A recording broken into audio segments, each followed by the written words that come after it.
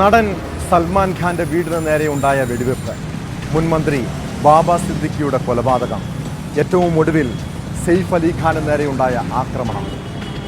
അതിസമ്പന്നരുടെയും cinema താരങ്ങളുടെയും കേന്ദ്രമായ മുംബൈയിലെ ബാന്ദ്ര രാജ്യത്തെ ക്രൈം ക്യാപിറ്റലായി മാറുകയാണ്.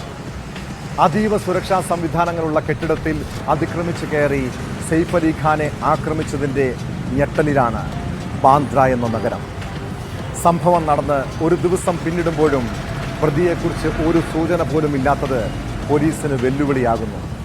കഴിഞ്ഞ ദിവസം കസ്റ്റഡിയിലെടുത്തയാൾക്ക് കേസുമായി ബന്ധമില്ലെന്ന് ബാന്ദ്ര പോലീസ് അറിയിച്ചു.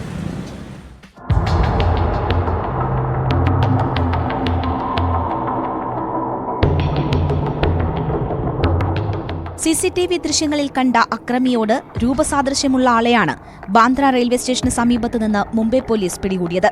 അക്രമിയുടെ കൈവശമുണ്ടായിരുന്നതിന് സമാനമായ ഒരു ബാഗും ഇയാളുടെ പക്കലുണ്ടായിരുന്നു. ബാന്ദ്ര പോലീസ് സ്റ്റേഷനിൽ ഇയാളെ വിശദമായി ചോദ്യം ചെയ്തെങ്കിലും ഇയാൾക്ക് ആക്രമണത്തിൽ പങ്കില്ലെന്ന് സ്ഥിരീകരിച്ചതിനെ തുടർന്ന് വിട്ടയച്ചു. നിലവിൽ കേസുമായി ബന്ധപ്പെട്ട് ആരെയും അറസ്റ്റ് ചെയ്തിട്ടില്ലെന്നും ആരും കസ്റ്റഡിയിലില്ലെന്നും പോലീസ് പറയുന്നു. അന്വേഷണം പുരോഗമിക്കുകയാണെന്നും പോലീസ് അറിയിച്ചു. അക്രമിയെ അവസാനം കണ്ടത് ബാന്ദ്ര റെയിൽവേ സ്റ്റേഷന് സമീപത്താണെന്ന് വിവരമുണ്ട്. അക്രമി റെയിൽവേ സ്റ്റേഷനിലെത്തി ട്രെയിനിൽ രക്ഷപ്പെട്ടിരിക്കാമെന്നാണ് പോലീസ് സംശയിക്കുന്നത്.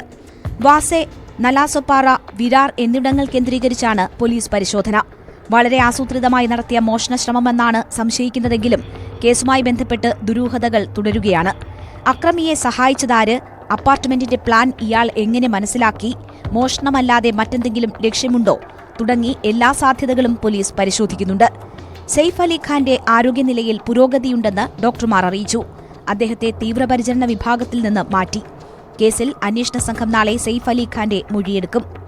അക്രമി കുത്താനുപയോഗിച്ച കത്തിയുടെ ദൃശ്യങ്ങൾ പുറത്തുവന്നു. 6 തവണയാണ് അക്രമി സെയ്ഫിനെ കുത്തിയത്.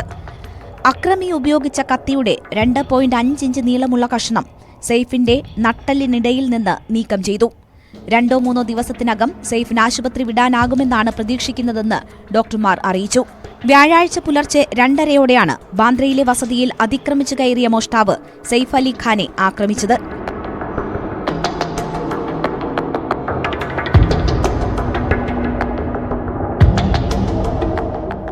News desk, news 18.